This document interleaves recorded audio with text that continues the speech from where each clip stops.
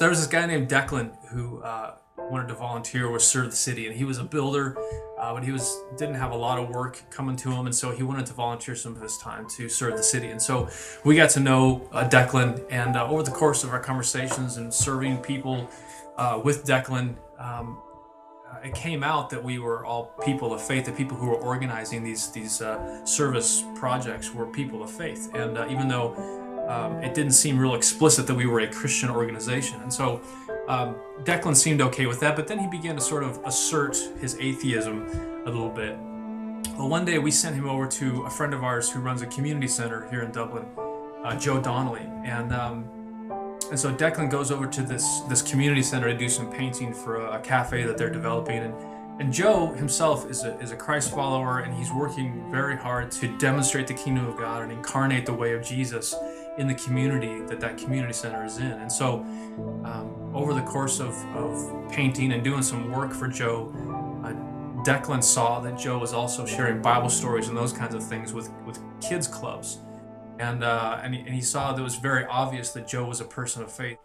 So Declan came back to us and he told us that he wasn't real keen on what he had seen at the Anchorage with Joe Donnelly. He said that Joe was brainwashing kids with Bible stories and these kinds of things. And so we went back to Joe and we said, Joe, we appreciate bringing Declan in to do some painting for you and everything, but you probably aren't going to see much more of him. He didn't seem to be too crazy about your efforts to evangelize people and that kind of thing. Jesus was the ultimate evangelist. I can't imagine anyone would argue with that, but he wasn't the ultimate evangelist because of his efforts to persuasively argue people into the kingdom of God.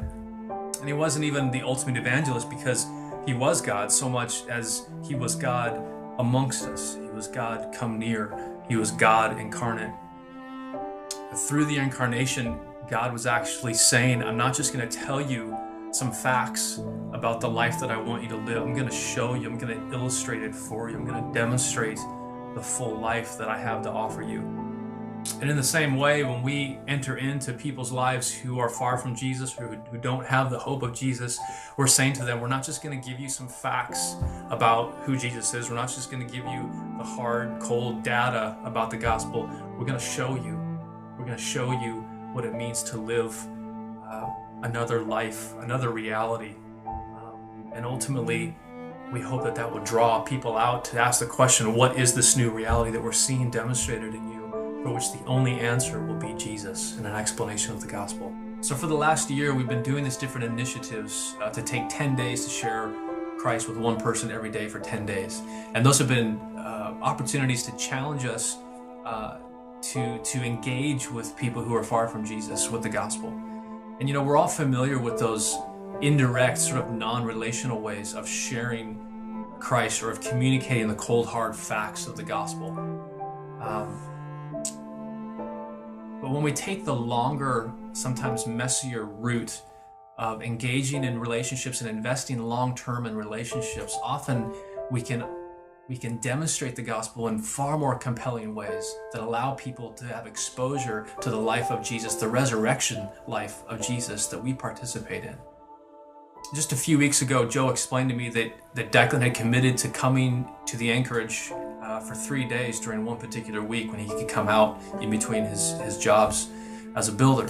And so on a Monday, he came out to the Anchorage to do some painting, some other kinds of things.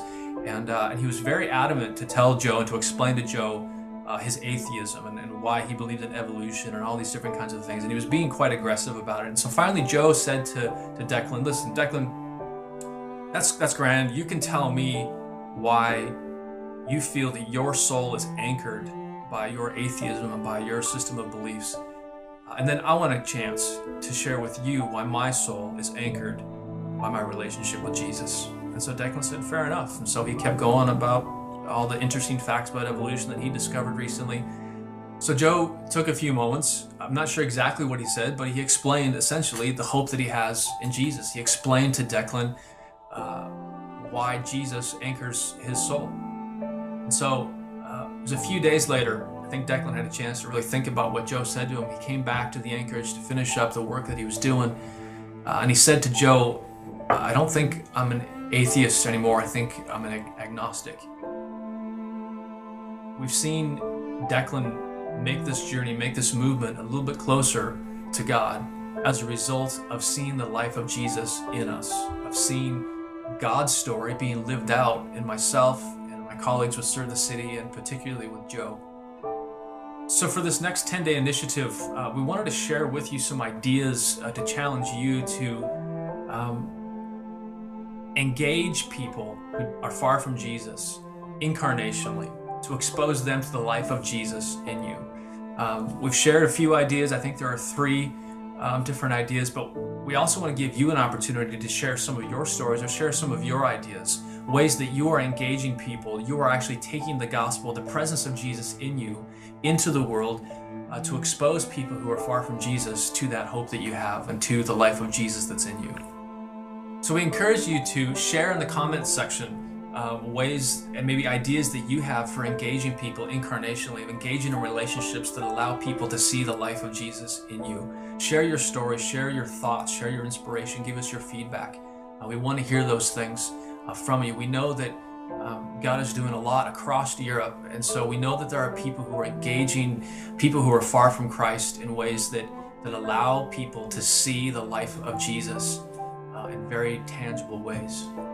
So tell us about that.